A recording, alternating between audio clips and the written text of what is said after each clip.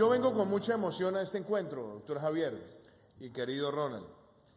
Esta es la segunda ocasión que participo en este encuentro como presidente de la República y participé en varias ocasiones como senador, precandidato, candidato a la presidencia de la República.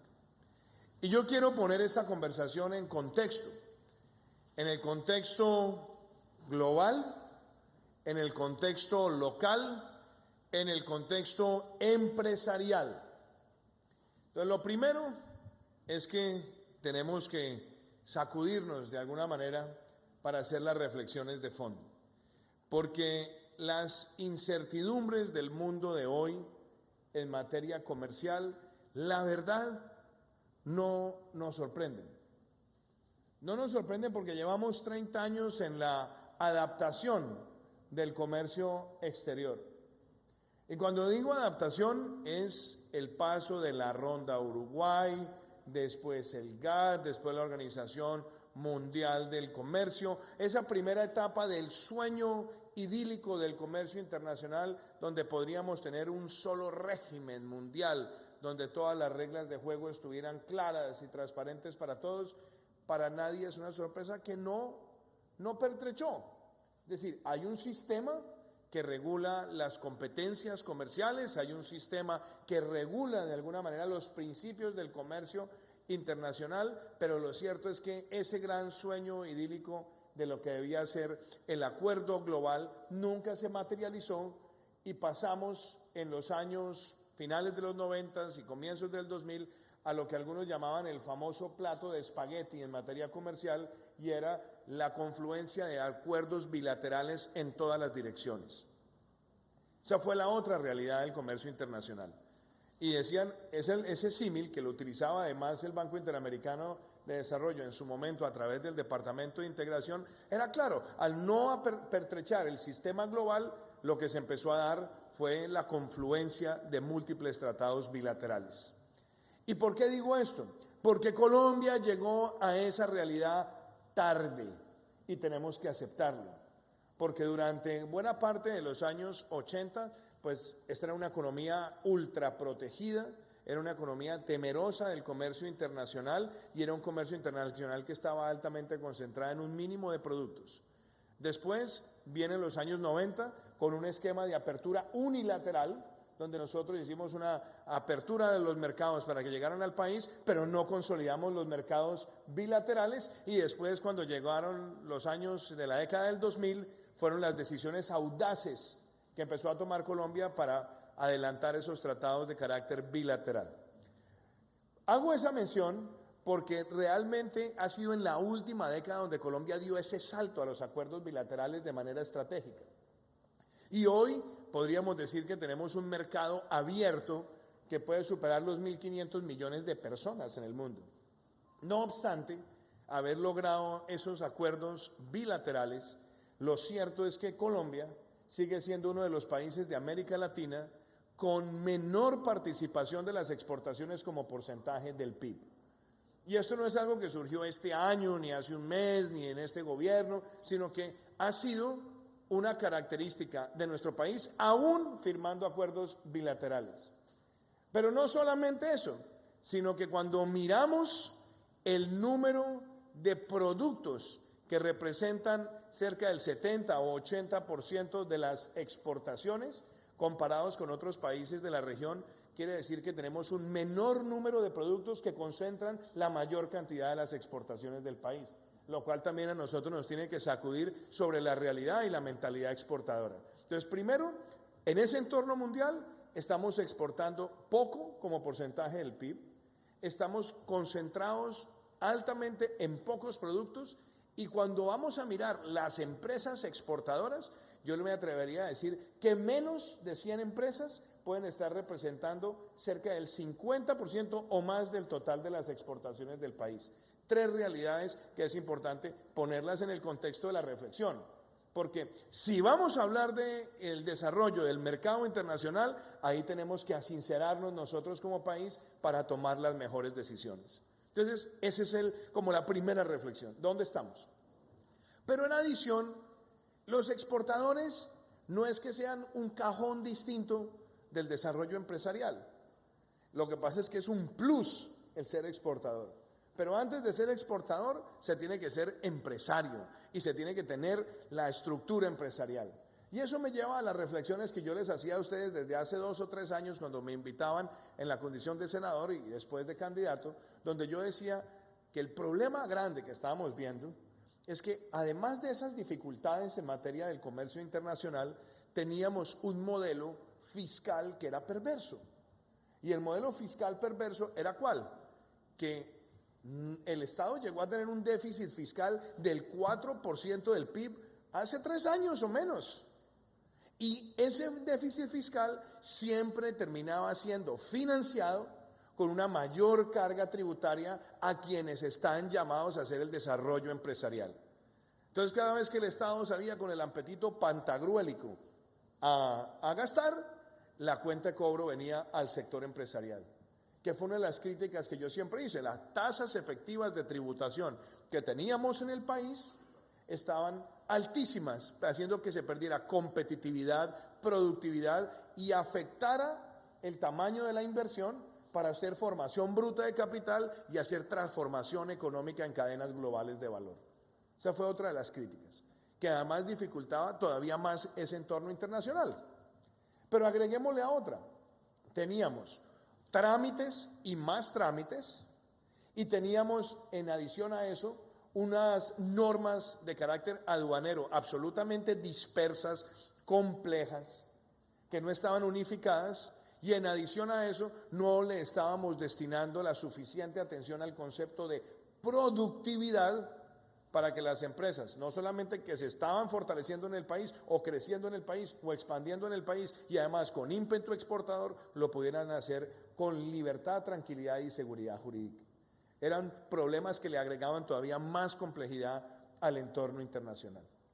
Y le podríamos agregar otras, y las otras tienen que ver con la lucha efectiva contra el contrabando, porque desde hace tiempo yo venía diciéndolo.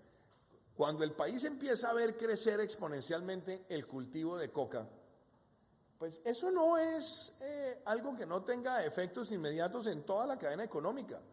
Claro que lo tiene, porque ese crecimiento exponencial de los cultivos ilícitos que se empieza a consolidar a partir del 2015, al final del día termina traduciéndose en cocaína, y esa cocaína acaba traduciéndose en un mercado oscuro que necesita traer dólares al país para ser legalizados, y los trae a través ¿de qué? Del contrabando, que es la forma más fácil para introducir esos dólares en la economía. Entonces, esto también hay que agregárselo a esos lineamientos de competitividad. Y hago todas estas menciones porque estas reflexiones también las hice el año pasado y el año antepasado en este Congreso, pero sobre todo desde el año antepasado les estaba diciendo que me preocupa a mí que en el entorno internacional estamos viendo cambios drásticos y el país a veces se toma demasiado tiempo para adaptarse. ¿Cuáles eran? Por un lado, lo llaman algunos guerras comerciales. En realidad, yo creo que se trata es de una medición de fuerzas entre distintos mercados que normalmente se termina expresando es al nivel de la política arancelaria, y eso a quién afecta, a las economías emergentes, que son las que terminan siendo, y perdón la expresión, el balón del partido de fútbol entre los equipos grandes. ¿Por qué? Porque tenemos países de América Latina que han aumentado su exposición comercial, por ejemplo, a China, que es o el número 1 o el número 2 socio comercial, y en la medida que se empiezan a endurecer esas políticas arancelarias y traen una desaceleración, también afectan la demanda de productos de esos países. Y lo podemos ver con otros países de la región, donde la expectativa de crecimiento este año se reduce sustancialmente. Y fuera de eso, pues también terminamos siendo afectados por medidas arancelarias que indirectamente terminan golpeando sectores.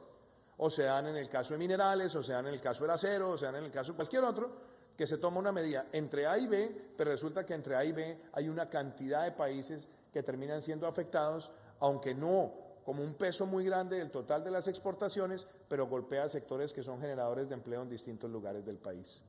Y hago esta reflexión, doctor Javier, porque eso me trae a lo que dijimos el año pasado. El año pasado llegamos a este encuentro y yo manifesté que lo primero que nosotros queríamos hacer desde el gobierno era tomar una decisión de fondo. Y la primera decisión de fondo es, queremos corregir esos problemas del pasado, que además envejecían mal mirando hacia el futuro. Primera decisión, bajar la tasa efectiva de tributación al sector privado en Colombia y bajarla de manera clara y contundente. Pues hoy puedo decirles que un año después, ahí hemos cumplido y hemos cumplido sobre la premisa de las siguientes decisiones. Primero, la reducción de la tasa nominal de renta.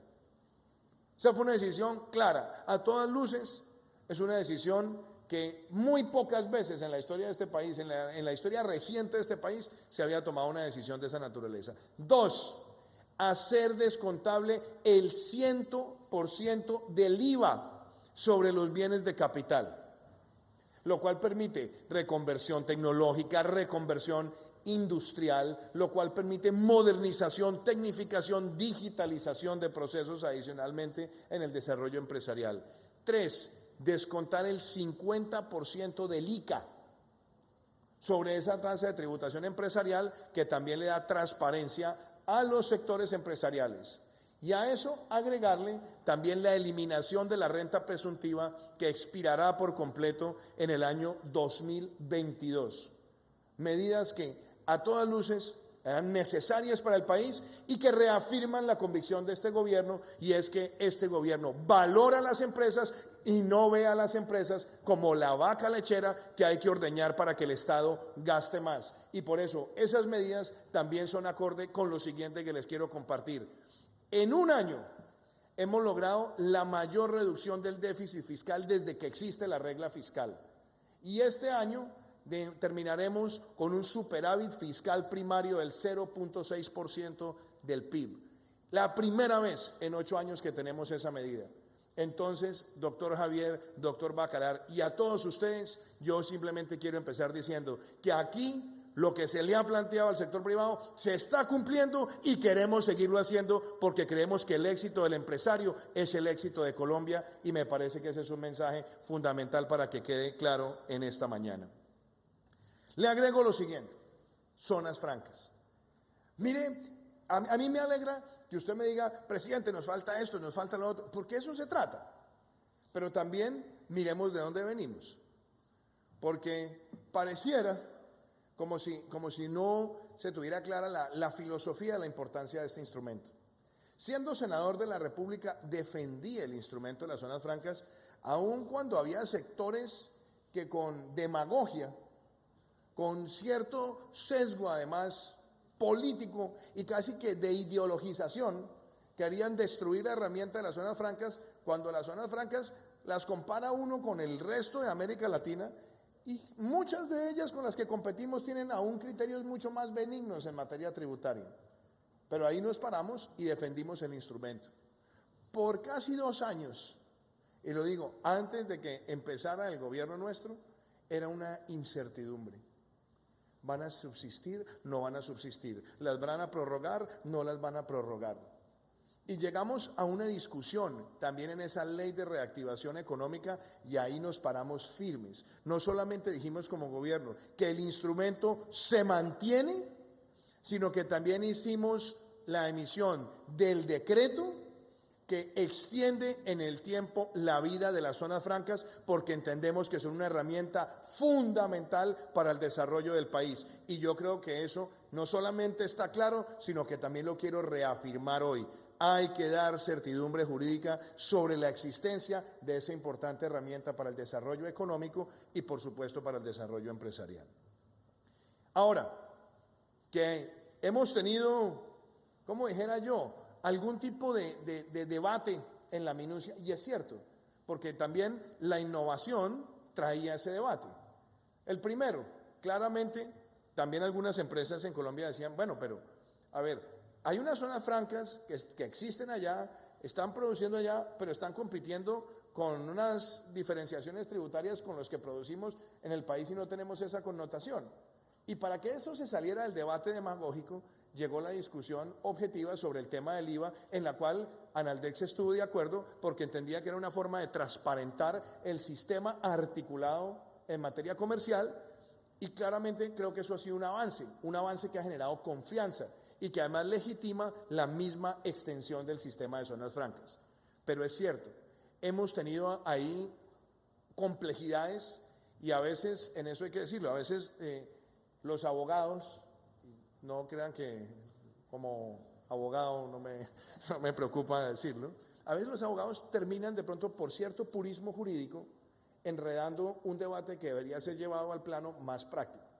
Lo cierto es que ayer hablé con el director de la DIAN al respecto y hoy está aquí nuestra viceministra de Comercio, Laura Valdivieso, y la instrucción mía ha sido clara, es resolvamos esto con un criterio objetivo y totalmente transparente, pero se tiene que resolver sobre la premisa de facilitar la inversión, el desarrollo empresarial y el comercio exterior. Cualquier demora que termine convirtiéndose en un sobrecosto, pues sencillamente termina haciéndonos perder la coherencia de las medidas que hemos adoptado para hacerlas más eficientes, porque nos convierte el peregrinaje burocrático en un costo.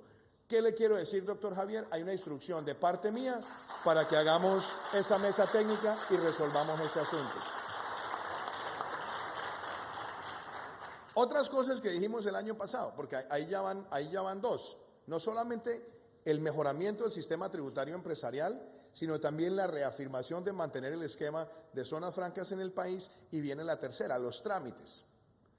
Porque para mí los trámites terminan convirtiéndose en una especie de reforma tributaria por la vía del peregrinaje burocrático, y que siempre se genera más costos y sobre todo tiene una multiplicidad de ventanillas. Nosotros lanzamos con el Ministerio de Comercio el programa Estado Simple, Colombia Ágil, y en lo que va corrido de este año ya son más de 1.100 trámites que han tenido digitalización, eliminación o racionalización en función de generar competitividad.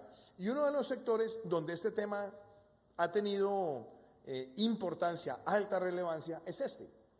En un tema tan elemental como era salirnos de esa complejidad aduanera múltiple y llegar al concepto de una unificación por vía decreto de toda esa normatividad para darle total transparencia. Eso que también dijimos el año pasado, lo hemos cumplido porque entendemos que es un instrumento que le ayuda al exportador y al sistema empresarial colombiano moverse con muchísima mayor libertad. Así que Estado Simple, Colombia Ágil, pero también esta decisión importante en materia aduanera, que también va de la mano con la ventanilla única de comercio exterior. Ventanilla única en la que hemos hablado muchas veces, donde teníamos quizás complejidades en la migración de sistemas, pero que también se ha visto que en un año se han dado muchísimos más avances que en los 3 años anteriores sobre esa herramienta.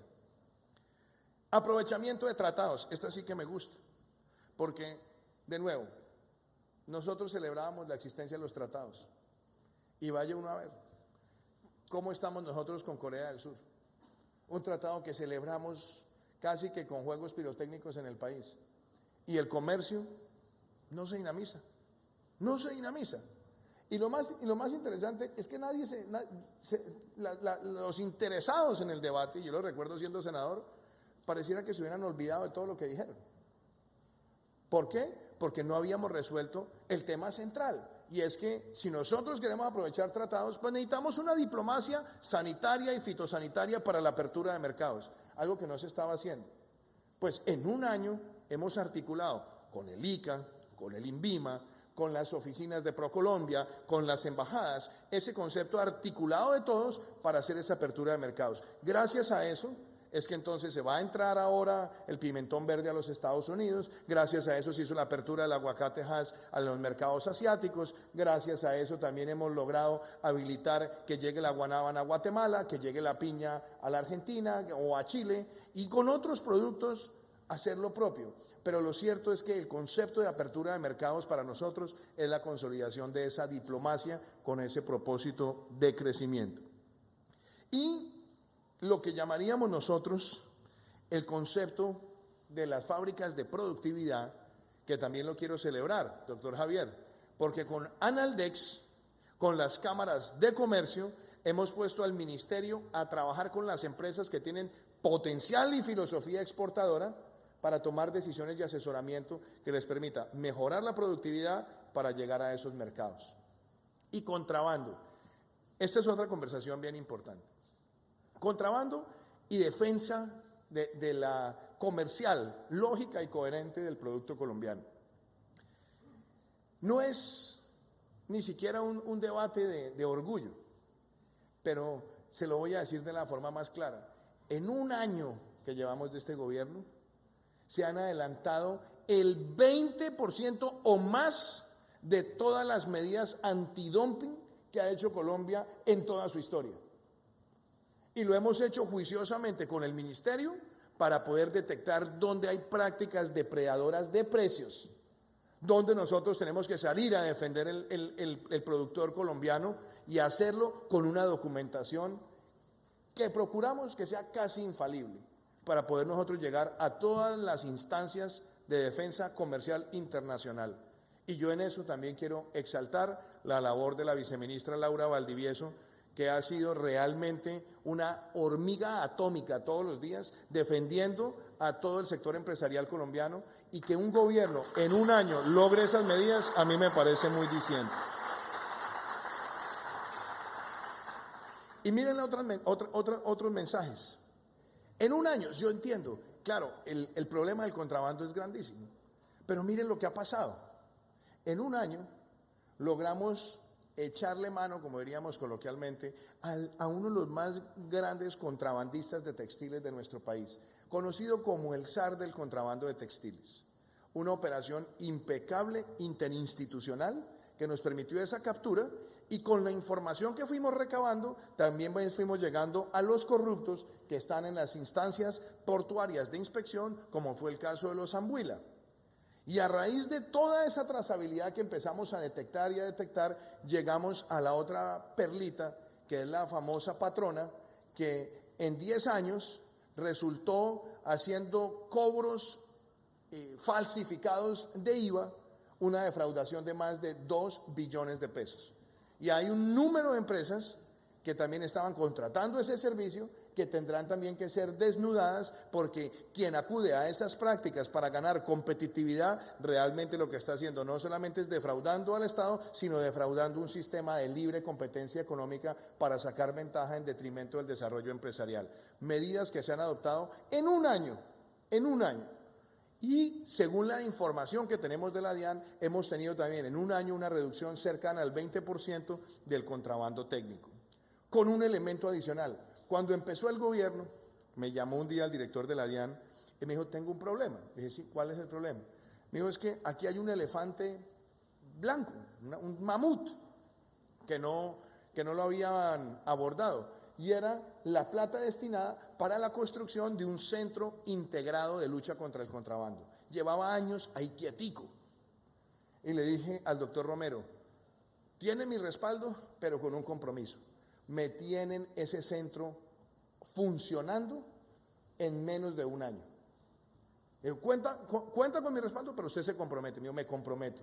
Pues hace 10 días estábamos inaugurando el Centro Integrado de Lucha contra el Contrabando en la ciudad de Bogotá, entregado y funcionando con 1 a 1 todos los laboratorios técnicos. Con una gran ventaja, no existe en América Latina un centro de esa naturaleza con esa capacidad de hacer laboratorio técnico y de entregarle el material probatorio casi que en tiempo real a la Fiscalía General de la Nación para salir a buscar a los bandidos que están defraudando el Estado y afectando el régimen de competencia empresarial.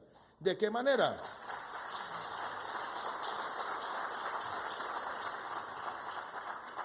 ¿De qué manera? Óigame esto, ¿de qué manera? Mire, gobernador, esto es impecable.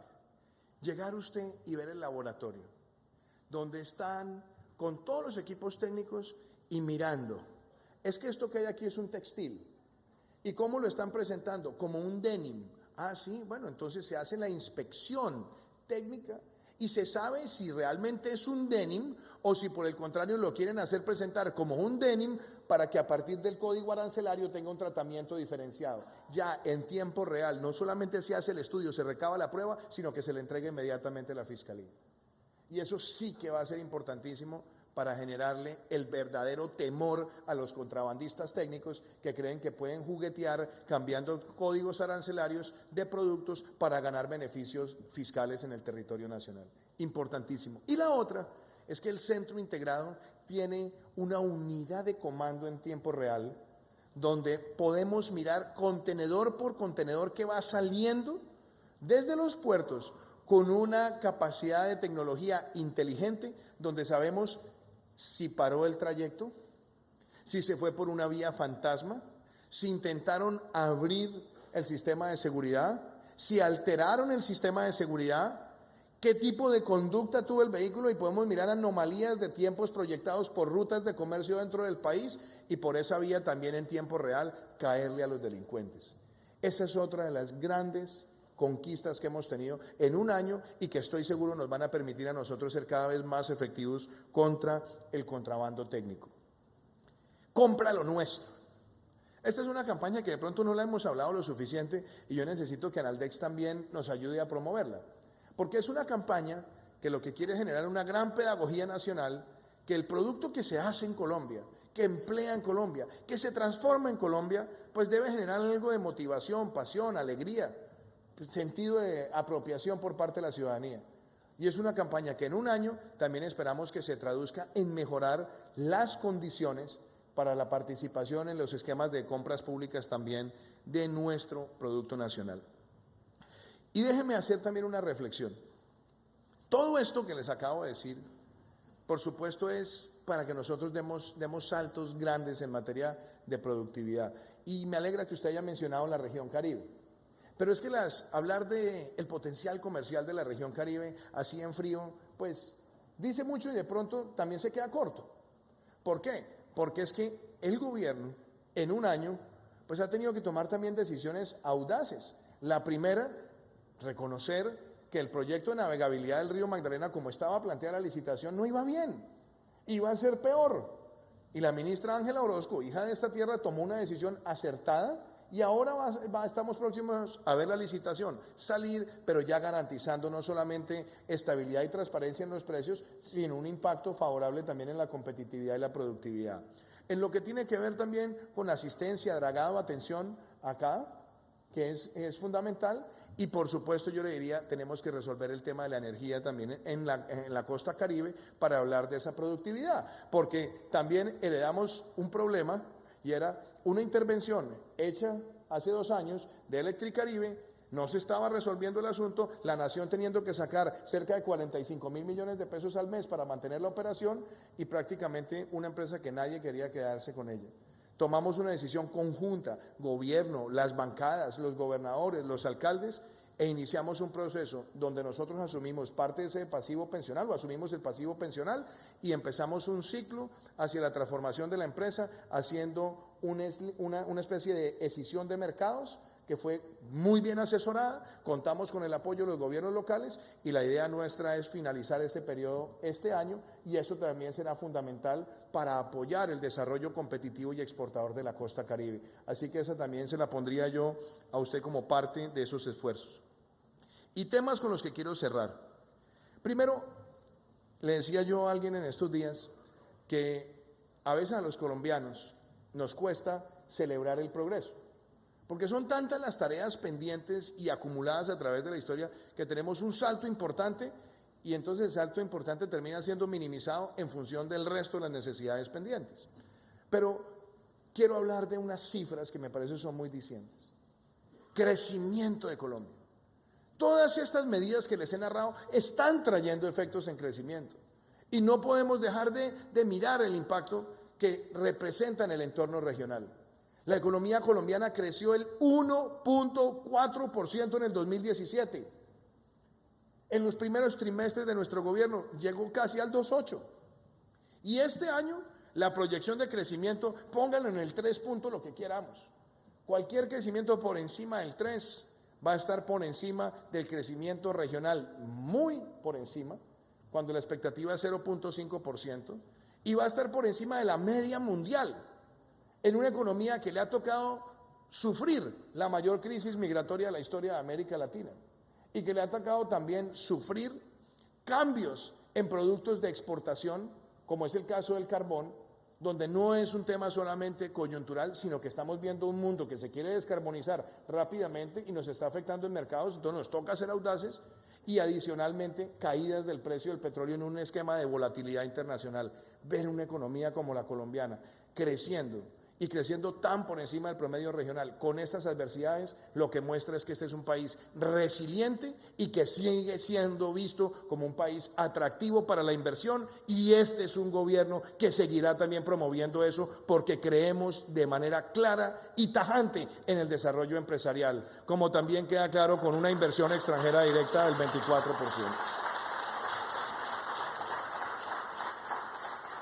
Ya les hablé de la reducción del déficit. También hay temas que nos inquietan, por supuesto, el tema de inflación, pero tenemos una inflación que está dentro del rango meta del Banco de la República y queremos mantenerla ahí, cuidarla, trabajar todos los días para preservarla. Y desde luego, yo creo que también hay un mensaje que es muy claro. Lo que está haciendo Colombia en materia de adaptación a la cuarta revolución industrial. Yo me acuerdo que a mí me decían en la campaña, yo tenía algunos contendores que se reían cuando uno hablaba de la cuarta revolución industrial, y no se están dando cuenta que la cuarta revolución industrial está tomándose el mundo. Hace unas semanas estábamos en la República Popular China y fuimos a ver el puerto de Shanghái, la última estación, la cuarta estación del puerto de Shanghái. No hay un solo empleo directo en zona de cargue y descargue. Todo es hecho por robots. Todo es hecho con vehículos remotamente conducidos o tripulados, totalmente eléctricos, y están moviendo 100 veces la carga del puerto de Cartagena por día en una cuarta terminal. Entonces, cuando uno ve eso, ¿y eso cómo lo hacen? Con inteligencia artificial, con Internet de las cosas, utilizando bases de datos integradas relacionadas, análisis integrado de datos para buscar productividad inmediata. Entonces, cuando uno ve eso, tiene que entender que nuestros países se tienen que adaptar a tener esas tecnologías. Y en un año de gobierno, después de haber ido a la Asamblea de Naciones Unidas el año pasado a hablar con Klaus Schwab, presidente del Foro Económico Mundial, logramos traer a Colombia el primer centro de la cuarta revolución industrial en un país hispanoparlante, y es uno de los 5 que existen en todo el mundo. ¿Por qué? Porque se ve que en Colombia hay apetito, interés, creatividad y talento para hacerlo, concentrándonos en las tecnologías de Internet de las cosas, inteligencia artificial y blockchain. ¿Qué le quiero decir, doctor Javier? Yo quiero que Analdex también participe activamente en ese centro para que el desarrollo de esas tecnologías en el país también nos conduzca a ganar productividad y competitividad en el sector empresarial y en el sector exportador de nuestro país. También quiero pedirle a usted ese favor. Los pactos por el crecimiento. Esa fue una decisión que a mí me parece ha sido muy importante, y le he pedido a la vicepresidenta Marta Lucía Ramírez que lo lidere. Y hemos firmado ya cerca de 12 pactos y seguimos haciendo más, donde hay cerca de 534 acciones que debemos empezar a adelantar rápidamente para generar una inyección de inversión y de crecimiento. Ahí también es muy importante, porque como lo hemos hecho por subsectores, también es muy importante que el factor como el paraguas común del sector exportador también se haga presente para que las decisiones las tomemos de manera ágil. Y cierro con tres aspectos que aquí se trataron. Uno sobre el cual quiero ser claro. El tema que usted lo decía del cannabis medicinal. Este gobierno no es un gobierno opuesto al desarrollo del cannabis medicinal. Colombia ya tiene una legislación desde hace mucho rato donde se reconocen los fines medicinales, y lo que hay que buscar es una buena adaptación regulatoria y una buena implementación. Por eso le he pedido a todos los ministerios que están involucrados ahí que miremos qué era lo que estaba sucediendo. Se estaban otorgando en el pasado licencias de manera chambona,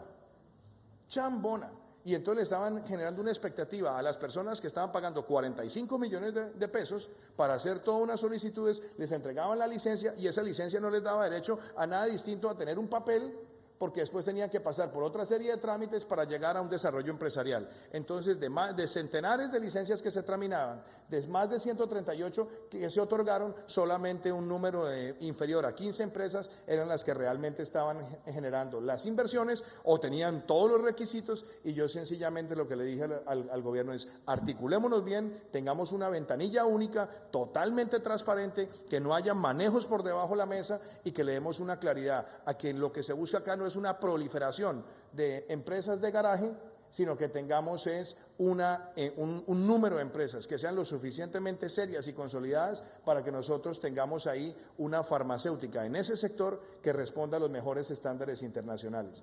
Y por eso mi llamado a ustedes acá: nosotros aceptamos siempre esos llamados o esas críticas constructivas, pero también es muy importante que se entienda la visión, que aquí lo que se quiere es calidad para el país, no generar frustraciones y ponerle fin a esa desarticulación chambona que había en el pasado, para tener ahora sí un esquema que permita dar certeza y que con una ventanilla única también sea lo suficientemente transparente para todos los trámites.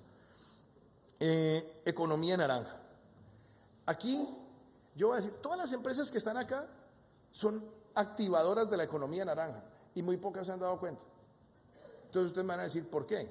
Diseño, publicidad, música, gastronomía, joyería, animación digital, muchas de las que están acá activan el sector. Y resulta que la economía naranja, doctor Javier, con todo de que a veces hay algunos escépticos que dicen, ¿y eso qué es? Como si eso fuera un cuento que simplemente el presidente se lo inventó. No, yo trabajé ese concepto desde que estaba en el Banco Interamericano de Desarrollo.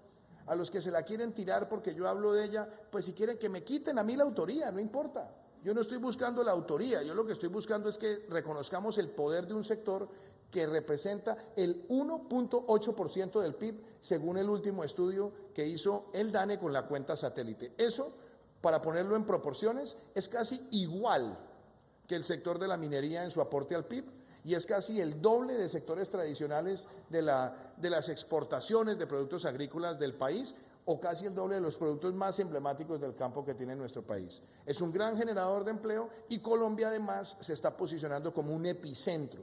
¿Qué queremos? Que ese sector también activamente participe aquí en Analdex y entendamos que puede ser uno de los sectores que más crezca en exportaciones de servicios en los próximos años, y que adicionalmente puede insertarse también en cadenas de valor por la coproducción, la codistribución, la protección de la propiedad intelectual y la cocomercialización.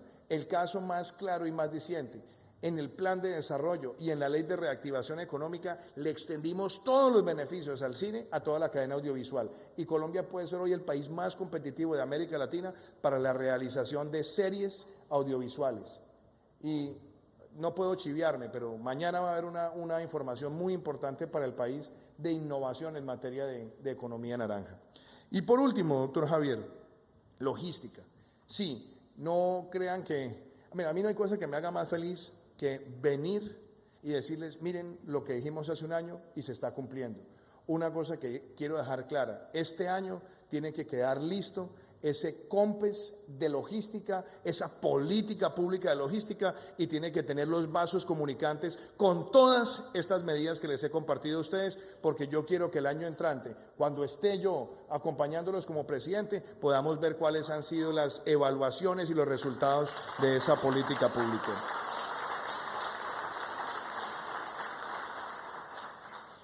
Y mi último comentario: yo de verdad quiero hacer el llamado a que entendamos que la lucha contra el narcotráfico es una lucha también en la defensa, no solamente de la seguridad, sino del desarrollo empresarial de nuestro país. A más coca, menos paz. A más coca, más contrabando. A más coca, más grupos armados ilegales queriendo asesinar líderes sociales y capturar regiones. Por eso yo he dicho que la solución a esto tiene que ser integral, y por eso lanzamos la política de ruta futuro de la mano con la política de seguridad nacional. Porque enfrentar este fenómeno es proteger la esencia de lo que es este país. Y vamos a enfrentar esas cadenas luchando contra el lavado de activos, luchando contra el blanqueo de dinero, haciendo más interdicción, solamente para que quede claro que por cada tonelada que Estados Unidos incauta en sus fronteras, y es nuestro principal aliado en esta lucha, Colombia está incautando 18 toneladas. Colombia está representando más del 40% de las incautaciones de todo el hemisferio occidental y es el país que más drogas incauta en el planeta, para que se entienda el esfuerzo que hace este país. Entonces, avanzaremos en eso y enfrentaremos los cultivos ilícitos con todas las medidas que se requieran. La sustitución, la erradicación manual, el desarrollo alternativo, además el pago por servicios ambientales y donde correspondan también las prácticas de precisión para enfrentar ese cultivo, porque tampoco podemos exponernos a que mueran personas en campos minados o con francotiradores al servicio de los grandes carteles del mundo. Y eso me lleva a hacer esta afirmación también aquí. Aquí no pueden aparecer ahora bandas de narcotraficantes o esas cuadrillas de narcotraficantes ahora a tratar de hablar nuevamente de ideología y tratar de revestir de ideología lo que han sido claramente sus prácticas al servicio del narcotráfico, que empezaron a ser develadas inclusive antes de que yo asumiera la presidencia, porque Jesús Santrich lo capturaron en una operación de narcotráfico. Y además cayó ahí Marlon Marín, que coopera con las autoridades norteamericanas y que es el sobrino de Iván Márquez. Y cuando Iván Márquez se vio cogido, fue cuando salió a perderse en la selva con el Paisa, con Romaña y con otros delincuentes. Ahora que no vengan a pretender con esos videos tartarinescos venderle al país o el resurgir de una nueva guerrilla o un nuevo movimiento bolivariano. Eso es simplemente una fachada, porque lo que son es una banda de narcoterroristas y los vamos a enfrentar y los tenemos que enfrentar todos los colombianos.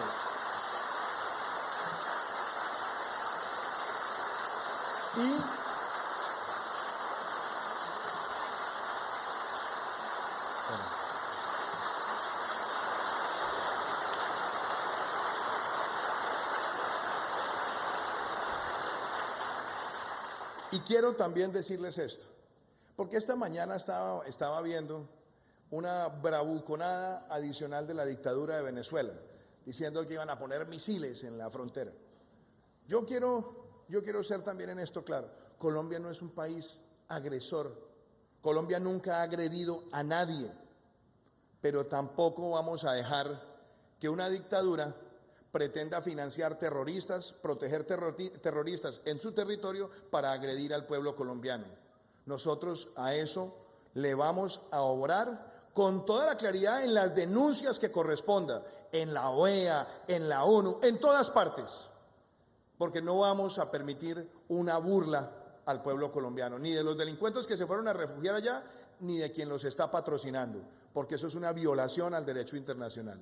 Y claramente también quiero que quede absolutamente claro que Colombia está agradecida con el presidente legítimo de Venezuela, Juan Guaidó, y con la Asamblea Nacional, que también públicamente, con valentía, se han parado a decir que van a ayudar a Colombia para ubicar a esos delincuentes y que también van a ayudar a llevar a esos delincuentes a la justicia como corresponde. Y enfrentar estos fenómenos, porque además son hermanitos gemelos del ELN, ya dicen además que están trabajando en llave, como lo dejaron entrever en ese video tartarinesco, pues que aquí también quede absolutamente claro que Colombia como país sigue firme en el propósito de que las personas que genuinamente están en un proceso de reincorporación, creyendo en la verdad, la justicia, la reparación y la no repetición, con ellos estamos acompañando, pero seremos implacables con los que pretendan reincidir, porque Colombia se respeta, queridos amigos. Muchísimas gracias.